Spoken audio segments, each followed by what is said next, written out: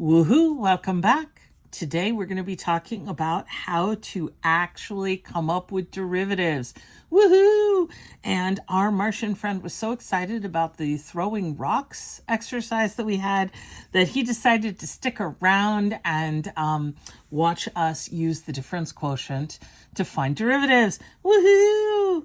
So just a reminder that in just a short section, we're going to get to the shorthands and the shortcuts, and we won't have to do this every single time. But it is important at the very beginning to see where everything comes from. Like these formulas don't come out of thin air. They're actually calculated this way. So this is going to be the focus of the homework and of the work for right now. So for this one, I've given you a polynomial. F of x is this polynomial, 4x cubed minus 2x squared plus 3x minus 12. And we want to find the first, the second, the third, and, pardon me, little guy, the fourth derivative. And we are going to be using the difference quotient. So warning again, you may want to use your paper and turn it sideways. That might make it easier to fit everything in. I'm going to keep it shower rather than bathtub, but it's going to be a tight fit. So let's get started. So the derivative of the function is defined. This is the definition of the derivative. I'm going to move you over. Definition of, the derivative is what happens when we let h get very close to 0. And then we basically take that average velocity, except in a more general sense, it's the average rate of change. So how does y change with regard to x when the difference between the x's gets very close to 0? So let's go ahead and start with the function. So our function, I have annoyingly, and I know I'm going to regret this, made very long. It has 4 terms. And so when we're calculating or when we're trying to figure out what f of x plus h, so remember that's that point that's just a little bit to one side or the other of x, I'm going to have to calculate what happens to x plus h in all of these situations. So, having said this, I think what I would like to do is I would like to show you Pascal's triangle. I know, but first,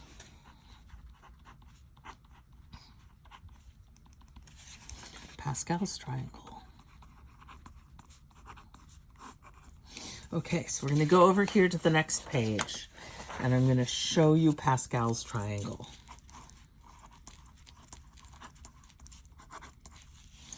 So Pascal's triangle starts like this. And I know you're like, what is even going on? We're changing the subject.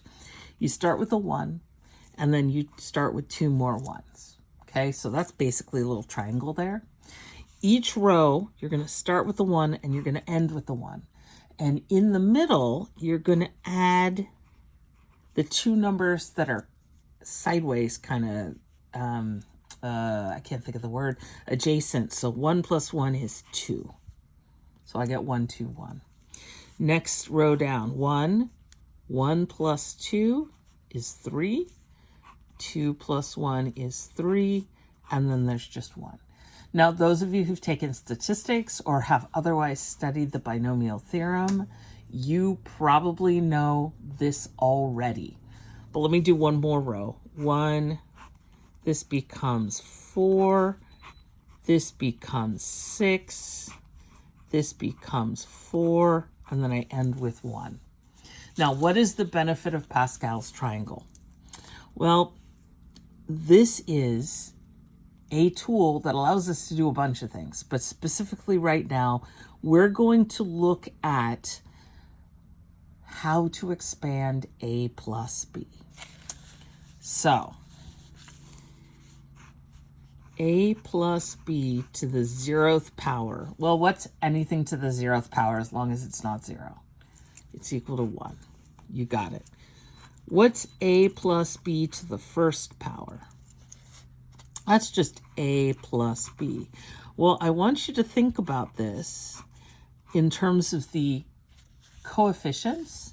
It's 1a plus 1b, so that's 1 and 1. A plus b squared. Now, hopefully you have this one memorized, but that's a squared plus 2ab plus b squared. Notice the coefficient is 1, 2, 1. Are you noticing that these two triangles are the same triangle? And exactly that's what Pascal's triangle is helpful for. It helps us remember what the coefficients are. So then what's a plus b, the quantity cubed? Well, this one I happen to know. You know, they pay me to know these things. But let's look at why this works.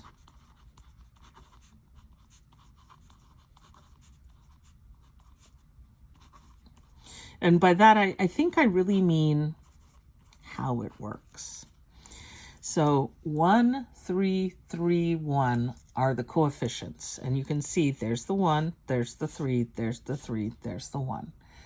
But then you should be saying, but there's a bunch of other a's and b's running around. How do you possibly know this? Well, with a plus b, there's not much going on, so it's not squared or anything. But once we get down to the squared, it starts off with a squared. Then the next term has a to the first. A steps down 1.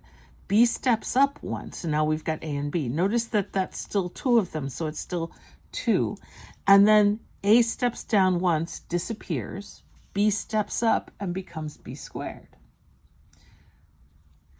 Start at a cubed, right, with a 1. And then we do 3. Now a goes down 1, so it becomes a squared. B comes up 1. A goes down again. That becomes a. B goes up to 2. And then a steps down and out, and b goes up to 3. So let's try one more just to set it. If we have a plus b to the fourth, first off, I'm going to look and see that I have 1, 4, 6, 4, 1. So 1, 4, 6, 4, 1. Okay, where do I start? I start at a to the fourth. Okay, then the next one will have a cubed, the next one will have a squared, the next one will have a, and then this will not have an a, right? So the a's went 4, 3, 2, 1, gone. Now what happens to the b's? No b in the first one, 1 b in the second one, 2 b's in the third one, 3 b's, and then 4 b's. So the b's go no b's, 1 b, 2 b's, 3 b's, 4 b's. So they're going in opposite directions. The a's are going down, the b's are going up. And that's how you use Pascal's triangle to expand this guy. Because otherwise, to do a plus b the quantity cubed or a plus b the quantity to the fourth, you'd actually have to multiply them out, and it would take you a long time, trust me. This is a lot better if you can remember Pascal's triangle. I will leave this in the notes so that you will have it. Having said that, we're going to come back over here. Now we're back. And I'm going to say what we know is, oops, that was exciting. X plus h squared is x squared plus 2xh plus h squared. And x plus h cubed, which we're going to need now because we're up there, it's going to be x cubed. Remember how it goes down? It goes 3, and then x squared goes down, h comes in. 3x goes down, h comes up, and 1, h cubed. So that's the expansion for x plus h cubed. Okay, you guys ready?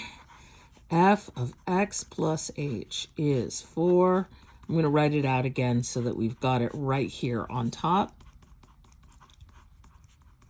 You can see why we might run out of room. A lot is going on. Okay, ready? I'm very excited. Are you very excited? Martian friend is very excited. Woohoo! Look at us doing math. Okay, so I've got 4 times, and the expansion for x plus h to the third is x cubed plus 3x squared h plus 3x h squared plus h cubed. minus 2x plus h squared, x squared plus 2xh plus h squared, plus 3x plus h minus 12. Okay, there we go. Ooh, very exciting. Now it's all distributive property. 4x cubed plus 12x squared h plus 12xh squared plus 4h cubed minus 2x squared minus 4xh minus 2h squared plus 3x plus 3h minus 12. Ooh, that kind of smarts in the muscles, you know? Okay, but we got it. Woohoo! This is f of x plus h. And now we got to put it all together. We need, and let me mark these. F of x plus h is this behemoth, this long thing.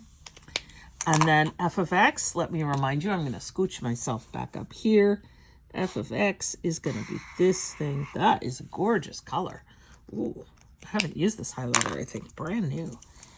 So then we need f of x plus h minus f of x all over h. We can do it. We can do it. So in other words, we're going to start.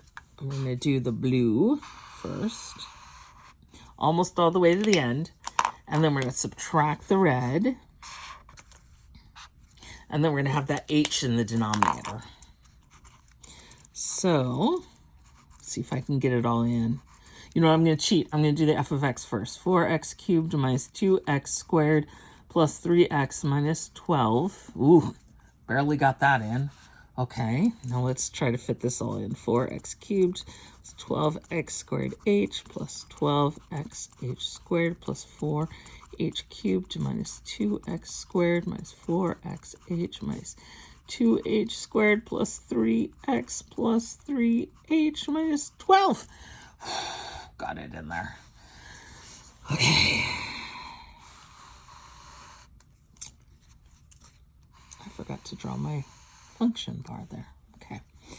4x cubed plus 12x squared h plus 12x h squared plus 4h cubed minus 2x squared minus 4xh minus 2h squared plus 3x plus 3h minus 12. And remember, we're changing the sign on all of these. Minus 4x cubed plus 2x squared minus 3x plus 12 all over h. Woohoo! Woohoo! Yay! Little dance party. Oh, the Martian's getting into it. Okay, now let's hope a lot of things cancel. We know what's going to happen. Anything that doesn't have an h attached will cancel as long as we did it correctly. I see a minus 2x squared here plus 2x squared minus 3x plus 3x and the minus 12 and the plus 12. Oh my goodness. Okay, so I've got 12x squared h plus 12x h squared plus 4h cubed minus 4xh minus 2h squared plus 3h. Oh, mis gatos, over h. And now I'm going to need more paper. I don't think this is a surprise to anyone, is it? No. Okay, so we got to this point. It's a lot of accounting, totally understandable if you get a little bit lost or if you miss a couple terms. So it's very important when you're taking a test and someone's going to ask you to do this. If anyone asks you to do this, then you need to show all your work. Do not skip work. Do not skip steps, because there's just so many places where you can stumble and accidentally leave something out. I'm a little bit anxious that I might have forgotten something, but we're going to see. We're just going to go forward and see what we see. Dun, dun, dun. So, next step, I'm going to assume you still have the paper you had. And I'm going to go ahead and say, I want to cancel the h. So remember, regardless of what is common, I'm only going to factor out an h because that's what I want to cancel in the denominator. So just factor out an h. And that gives me 12x squared plus 12xh plus 4h squared minus 4x minus 2h plus 3. Oh, look at me not using the same kind of... There we go, brackets on both ends. Okay, so oops, just so that it keeps me honest, let's double check. Do you see, can you see when I pulled out the h, 12x squared, 12xh, 4h squared, 4x, 2h, and 3. Okay, we're getting there, we're getting there. And keep in mind, this is, you know, this was something they came up with way before there was TV or radio or pretty much any fun. I believe they had not actually discovered fun or play at this point. That's why they were just doing math. It was something to do, you know. There wasn't a lot to do. I think plague had mostly run itself out by this point, hopefully. And, you know, what else are you going to do with your spare time, right? So then I've got 12x squared plus 12xh plus 4h squared minus 4x minus 2h plus 3. Okay, so what the heck is this? This thing is just f of x plus h minus f of x all over h. This is our friend we called the difference quotient.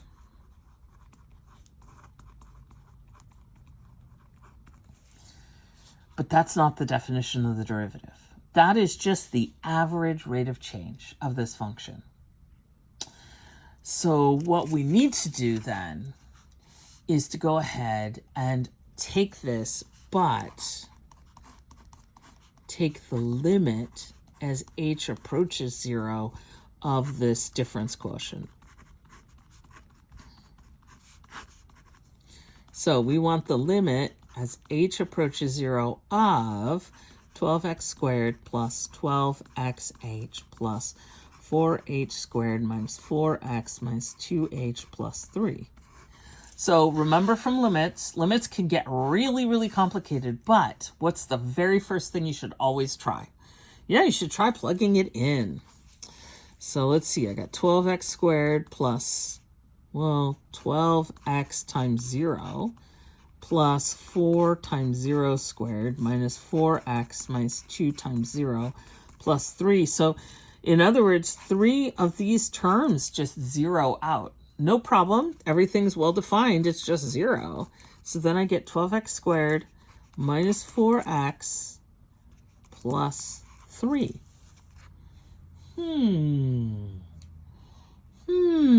We say. And then we say, we just keep saying, Now, in the very next section, can I get these together? Not really.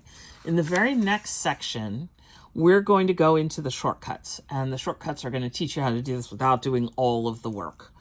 But I am hoping that you see the 3 here next to the 3x. Now, this is minus 2x squared. There's a 2 there. There's a 2 there. There's a 4. Interesting. There's a 4 here. There's a 3 there. There's a 12.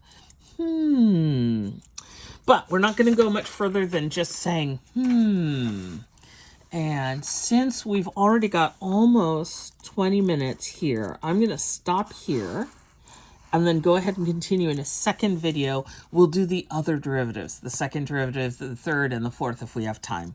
So I'm going to leave you here. You can take a break, go get something to drink, maybe go touch grass, go out and see some sunshine, call a friend, play a game, make some art, listen to some music, do something fun, do something that helps to relax you, and then come on back because brains don't work. You can't just force them to learn things. Even Martians know this. You have to take a little bit of a dance break. So I will see you in the very next video. Have a great day. Have a great sleep or nap if that's what's going to happen. Have fun. And then come back and we'll do some more. Woohoo. Math on.